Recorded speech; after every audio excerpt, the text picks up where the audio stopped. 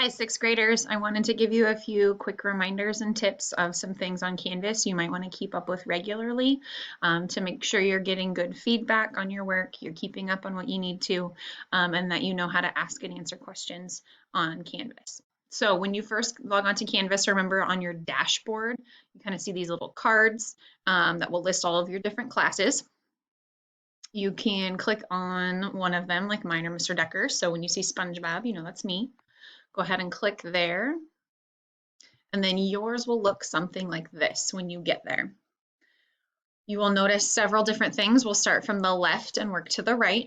On the left is where you can go back to your dashboard, look at all of your courses, your calendar, the inbox. This one is very important. When I click on inbox, excuse me, yours will be set up much like email. Mine right now is showing access denied because I'm in student view. If I leave student view and show you, this is what your inbox should look like. Then what you could do is click up here, compose a new message. I could choose a course. So I might go for what course I'm in. So for right now, I might send it to that teacher. I could go in here. I could send it directly to Mrs. Daisy. She's in this class. And then I could put a subject in. I could say hi or hey. And then down here in this box, I could type my message to her. When I'm ready, I can click send. Okay, so it's like sending an email. When you get emails back, you'll notice those come over here on the left-hand side, and they should open and you can read them on the right-hand side. So be checking your inbox. You'll know you have a message there when you see a blue dot or blue circle.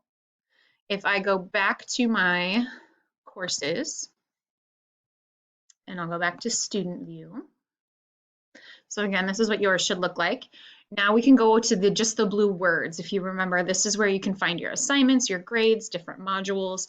And you'll notice right now next to grades, I have a little 1. That means my test student has recently received a grade. So whatever number you see here, those are how many things have been graded recently. So you can click there.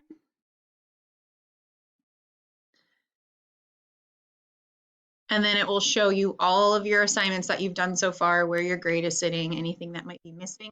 As a test student, I've got a lot of missing things. So that would let you know exactly what you need to do.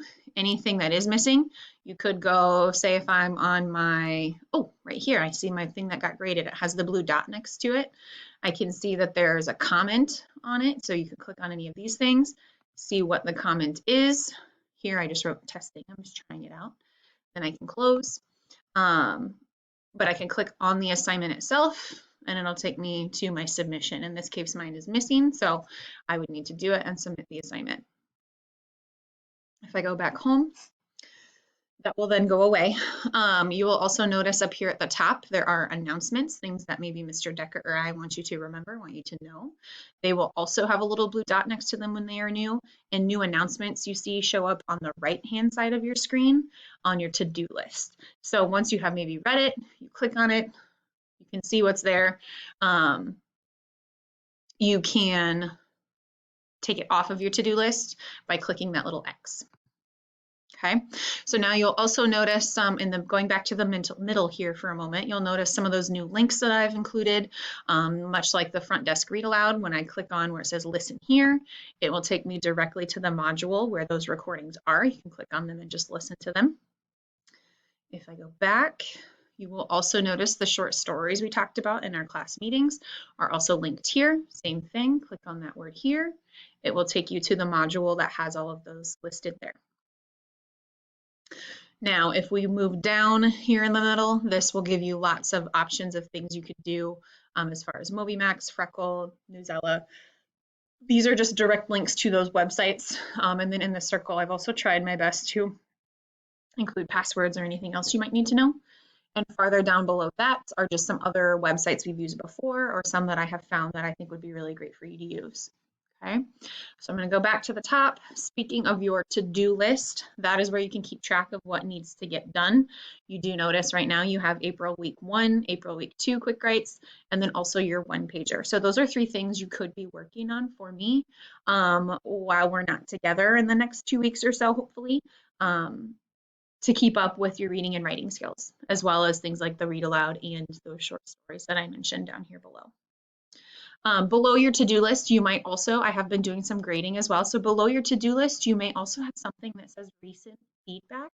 That means I have then graded or maybe commented on your work. You want to be checking those as well. It'll look much like your to-do list. Click on where it is blue. It'll take you to that assignment and show you maybe what your grade is or what comments that I left for you. If you have any questions on those, a great place to contact me would either be as a comment back on that assignment or again in your inbox over here on the left-hand side and like send me an email that way. If you have any other questions about how to use Canvas or navigate Canvas, please feel free to ask me. I will do my best, and if I don't know the answer, I will find one.